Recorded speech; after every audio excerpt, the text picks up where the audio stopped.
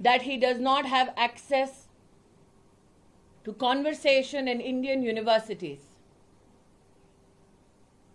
That for him was indication of death of democracy. My question today to Mr. Gandhi is this. In 2016, Rahul Gandhi went to an Indian university in the national capital and supported the slogan of Bharat Tere Tukde Honge. Rahul Gandhi further states in his travels to the United Kingdom that democracy is being blown to smithereens. However, this very gentleman in Jammu during the Bharat Jodo Yatra said all is well in India, which was a lie, Mr. Gandhi. Your statement in India or your statement in England? That Rahul Gandhi attacked not only the magnificence of the Indian Parliament, but also the supremacy of institutions such as the Supreme Court of India, the Election Commission of India, is now known to every Indian citizen. I question Rahul Gandhi today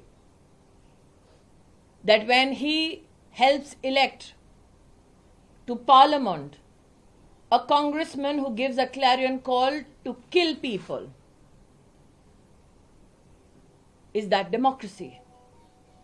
When the Gandhi family directs congressmen and women to tear papers and throw it at the speaker's chair in the Lok Sabha, is that democracy? When the Gandhi family directs congressmen in Rajya Sabha to tear books, jump on tables and humiliate the chair of the Vice President of India in Parliament, is that democracy? Today, every Indian citizen demands an apology to the Indian Parliament, which is not mere an amalgamation of parliamentarians. It is the voice of the Indian people. It is the constitutional reflection of the will of the Indian people. It is shameful that Rahul Gandhi, instead of coming to Parliament and apologizing for his undemocratic rant against India, today seeks to be absent from Parliament. Democracy, Mr. Gandhi, is not in peril. The Congress party has been brought to political perish by the people of India for this very behavior that you exhibited against the nation state overseas.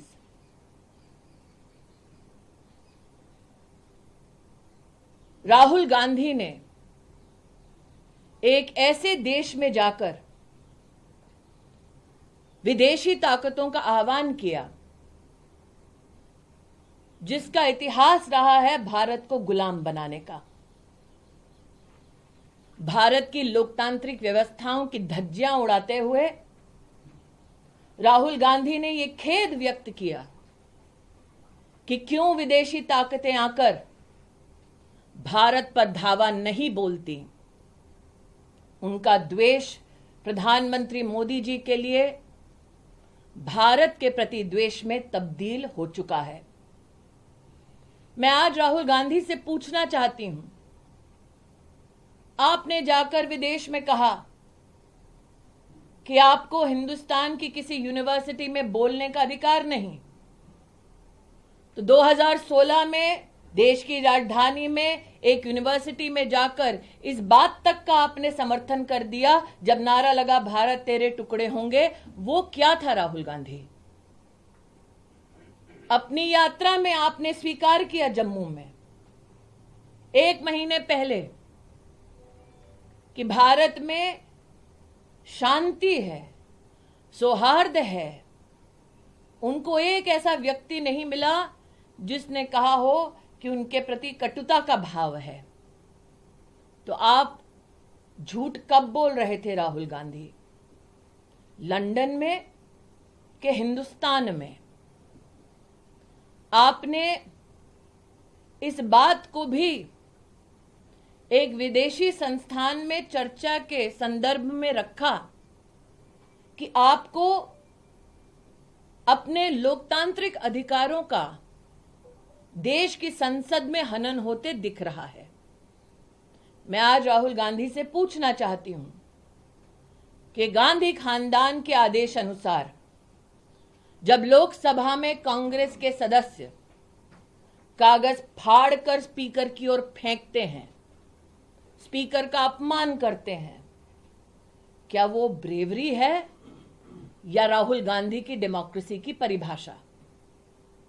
जब राज्यसभा में राष्ट्र के उपराष्ट्रपति के chair की ओर, जहां पर उनके प्रतिनिधि विराजमान हैं, कांग्रेस के नेता कागज फेंकते हैं, अपमान करते हैं, टेबल के ऊपर चढ़कर किताबें पटकते हैं, क्या वो डेमोक्रेसी है राहुल गांधी? मैं आज भारत के हर नागरिक की ओर से राहुल गांधी से कहना चाहती हूं कि संसद हमारे देश की मात्र सांसदों का जमघट नहीं है। हमारे देश की संवैधानिक परंपरा, राष्ट्र की लोकतांत्रिक ताकत और हर भारतीय का अधिकार क्षेत्र है। राहुल गांधी ने भारतीय के अधिकार क्षेत्र पर विदेशी ताकत धावा बोले, यह आमंत्रण दिया है। राहुल गांधी ने विदेशी ताकत आके भारतीय संसदीय परंपरा को छिन्न भिन्न कर दें, यह आह्वान किया है। राहुल गांधी भूल गए हैं कि संसद पर पताका लहराता है भारत का झंडा, जिसके लिए लाखों ने कुर्बानी दी। राहुल गांधी का संसदीय परंपरा का अपमान करना ऐसे राष्ट्रभक्तों का, उनके बलिदानों का और देश की लोकतांत्रिक व्यवस्था का और देश के हर नागरिक जो वोट करने जाता है उसका अपमान है।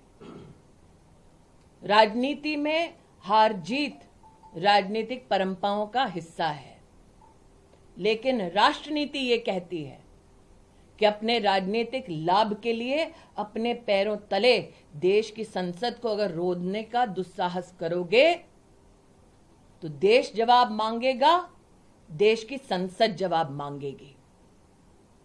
आज मैं राहुल गांधी से कहना चाहती हूं, संसद से भागने की बजाय आकर संसद में माफी मांगे, क्योंकि अपमान उन्होंने देश की संसद, देश की संविधान और देश के वोटर का किया है। धन्यवाद। All right, now we're crossing over to CNN News 18's Shireen Elizabeth to get us more on this. Shireen, take us through some of the key takeaways from that speech by Smriti Irani. Smriti Irani today has in fact made a scathing attack against Rahul Gandhi for the kind of statements that he had given in the university while he was in fact touring London, where in fact we have been seeing that for past 2 days there has in fact been, since the session has started, there has in fact been a lot of ruckus in both the houses because the BJP has been demanding an apology from Rahul Gandhi. And today Smriti Irani has been saying that someone who has went to an Indian university, given a speech, and later there were slogans that were raised that Bharat Ke Tukde Honge, he is someone who is in fact identified as that, and he going to a foreign land once again and humiliating and embarrassing the nation is something that demands an apology by Rahul Gandhi, is what Smriti Irani has been